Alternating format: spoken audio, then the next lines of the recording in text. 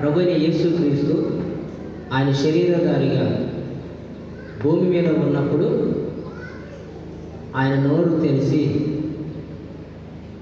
వినేవారికి మేలు కలిగేటట్లుగా కృపాసహితంగా అనుకూల వచనాలతో చాలా శ్రేష్టమైనటువంటి మాటలు ప్రభు మాట్లాడుతూ ఆయన నడిపించబడ్డారు.